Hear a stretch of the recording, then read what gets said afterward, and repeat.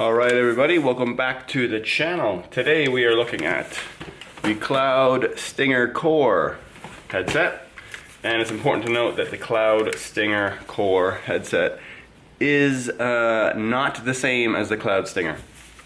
Here are the Cloud Stingers. You can see they are a lot bigger. And the ear pads are a lot bigger. So, if you're looking for ear pads online, you do not want to buy Cloud Stinger ear pads for your Cloud Stinger Core or vice versa. Alright, let's get into it. Alright, so just before we start removing and replacing ear pads, I'm just going to have a look at the actual headphone itself.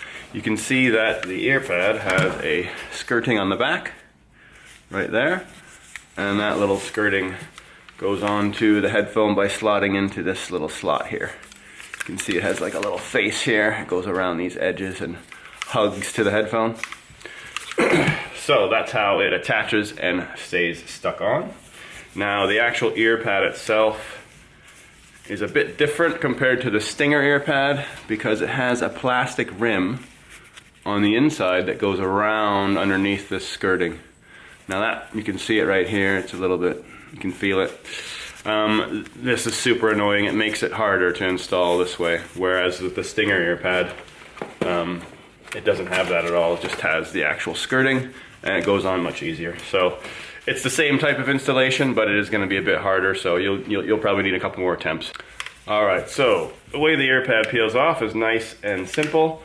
All you do is use your fingers and your thumb, and you're just going to go to the edge here and you're just going to peel back, and then it just comes off. Like that. Do that for both. There we go. Now both ear pads are the same, so it doesn't matter which side they go on.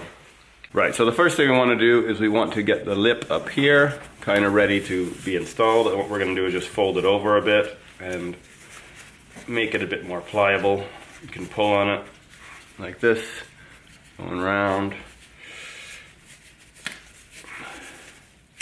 And then you can stretch it out and across as well, like that. You're only using medium force, don't pull too hard. The material is very strong, but still you don't want to pull too hard because you never know with this, with the connecting point here between the materials, if that's going to separate. Right, so looking at the headphone, our main goal is to get the top part of the ear pad skirting in place first. So all along there. And we just have a little, we're raising up the skirting like this so that we have a bit of an edge. You can see how it's lifted up a bit there. And that way it'll fit onto the slot here a little bit easier, hopefully. So, there we go.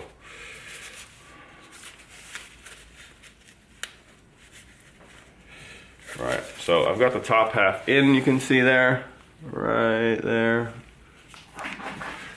Now we start, excuse me, at the, we start at the top, because ideally when we finish, we want to finish at the bottom where there's nothing in our way. Because once you get to the very last portion of the ear pad going into place, it's going to be harder to pull it into place because everything else is already in place. So there's less room and less space to maneuver, I guess you could say. So if we started the other way, we would end up at the top. And it would be a bit harder. Not impossible, but a bit harder. We might still end up there anyways, but we'll see what happens. So I have this in place. Now the key thing here is the ear pad has that plastic rim in it. As I said before, it has this like little rim here, right? So when you're going around with the ear pad, what you're trying to do is you're trying to get your two fingers under here, and you're gonna feel for that rim. You can feel it right in there, and what you're trying to do is then go past it and get your fingers underneath this skirting. And you're going to end up pushing up, and it's going to end up falling into the slot here. So I've got the first half in, and I'm all the way around. Oh, that's almost all the way in. So two fingers in, I'm underneath that skirting, and I'm just going to try and lift it up. Lifting it up, my fingers underneath. You can use one or you can use two. And now you see the very bottom, this is where it's going to get a bit harder. So up, That one didn't go in. You might need to use your fingernail to help guide that skirting in. Now, if you still can't get it in there, one thing you can do is just pinch the top here and pull up. That can help as well, but I think it's gonna work the first way. Right, that one is in.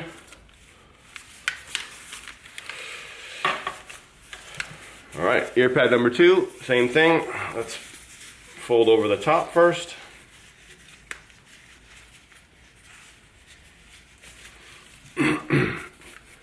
Get that into place. Nope.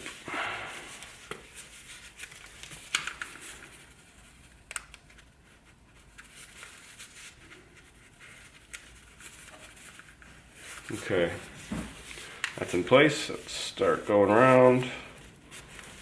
The first part is actually really easy because you have so much space to work with, and then it gets a bit harder.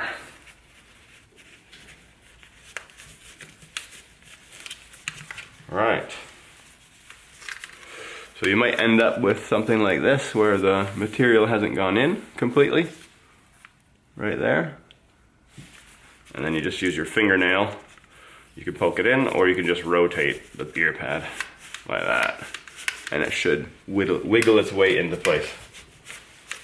And that is that. So if you have any questions, feel free to drop them down below. Cheers. All right, so if you are looking for ear pads to upgrade your Stinger core headset, one set of ear pads that HyperX offers, or that you might find elsewhere, is from the HyperX Cloud Mix. You can see here, this is a set of the Cloud Mix. These ear pads are very much the same size, in shape, and in actual size, whoops, along with the skirting installation on the back. The Cloud Mix ear pads are easier to install because they don't have that pesky inner plastic frame that you find on the Stinger cores. And you can see here that I've put on a set of, or I've put on one side of the Cloud Mix ear pads here. So the Cloud Mix pads are much better than these ones. They're made out of really nice protein leather, and they're softer.